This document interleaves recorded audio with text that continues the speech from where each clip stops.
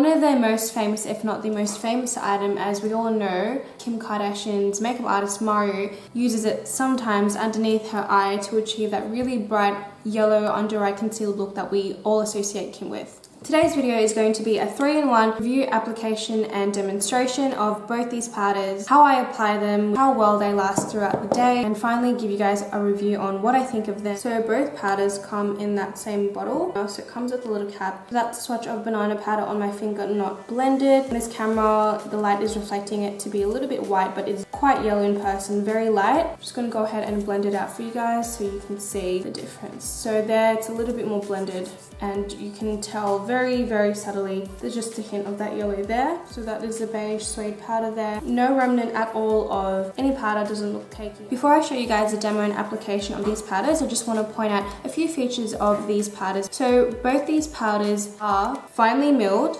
extremely lightweight, easy to blend, and have a semi-matte and an extremely smooth texture. So far for my face, this is my normal face routine. I use the L'Oreal Base Magic Primer. I decided to use a primer because I'm always going to use a primer every single time I do my makeup. And then for my foundation, I've just gone in with the Maybelline Fit Me 310. And I've just used my Napoleon, the one concealer, and I've just spot concealed my face and a little bit underneath my eyes. I'm going to rub that in now. The way that you apply the Ben Nye banana powder and concealer, whatever way you use, it's going to change the outcome of the actual makeup. So it's important that I show you guys the steps that I take so that if you do get it and you do the same steps, hopefully you'll get a similar outcome as well.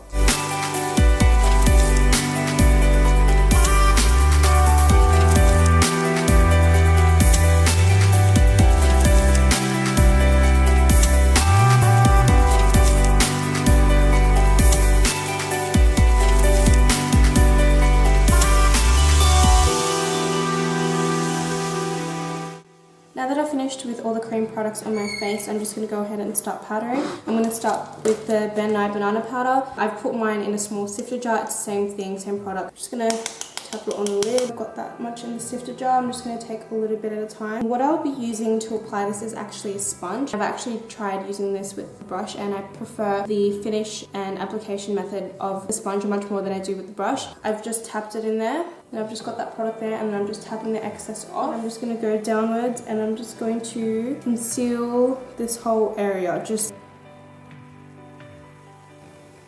going back, and I've just kind of done it a little bit messily. It's okay, don't worry about that, we will go ahead and blend it out. So same thing to the other side. I'm just going to powder a little bit just over my nose.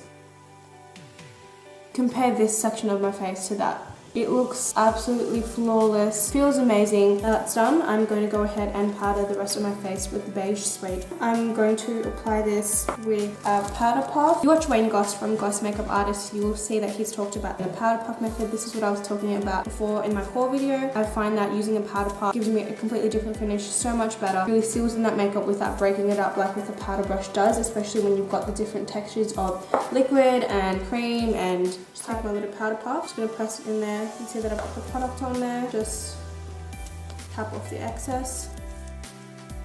I'm not rubbing it, I'm pressing and moving it. I'm not completely covering the under eye concealer because I do want to leave it bright with the yellow. So don't lace kabuki, and I'm just gonna take off the excess powder.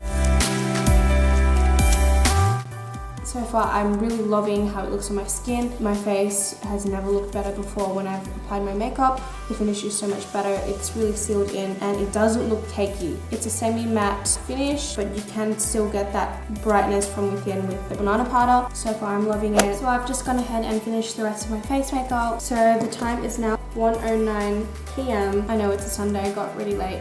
I didn't set my makeup with a makeup finishing spray, so I'll check back with you guys in a couple hours.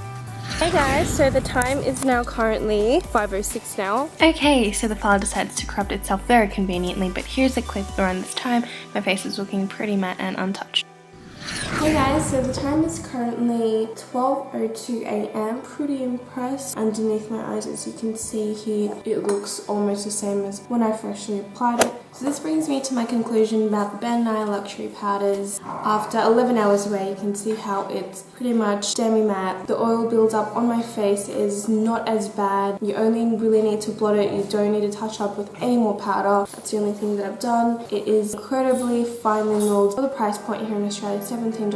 Not so bad for the amount of product that you get. In America, it's even cheaper. Amazing long-lasting properties. Not cakey at all. And underneath your eyes, it just really brightens that area up. That's all I have to say about the powders. Out of 5 stars, I give it 4.5. If it was a 5 out of 5, it would be if it was freshly and perfectly applied as the first time, which obviously isn't the case with most makeup. And thank you for watching, guys. I hope you enjoyed this review and found it helpful. I'll catch you in my next video. Don't forget to give it a big thumbs up if it helps you in any way. Leave a comment if you want to, and if you haven't subscribed, I would love for you to do so. Bye!